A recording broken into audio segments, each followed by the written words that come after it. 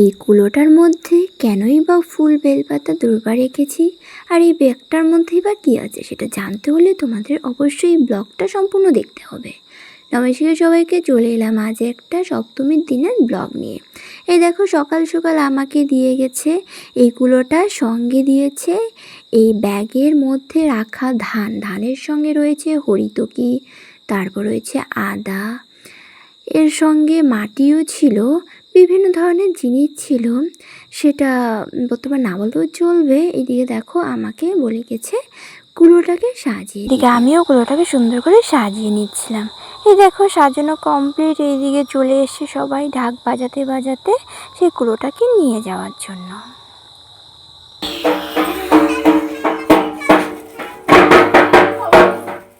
আর এই দাদাটা আমাকে বলে বলে দিচ্ছে আমাকে কি করতে হবে না করতে হবে।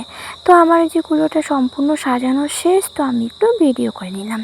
এরপরে দেখো দাদা পা ধুয়ে চলে এসেছে, আমি দাদার মাথায় কুলোটা তুলে দিলাম।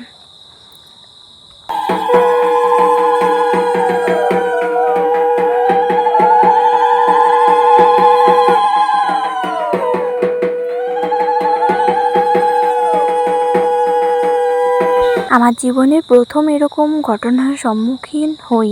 সত্যি আমার একদমই এই বিষয়ে কোনো কিছুই জানা নেই।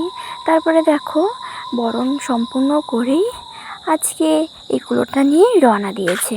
যদিও এই পরের ব্লগটা মানে নবমীর ব্লগটা তোমরা দেখে নিয়েছো আগেই, তো আমি আজকে সপ্তমীর ব্লগটা তোমাদেরকে পোস্ট করলাম।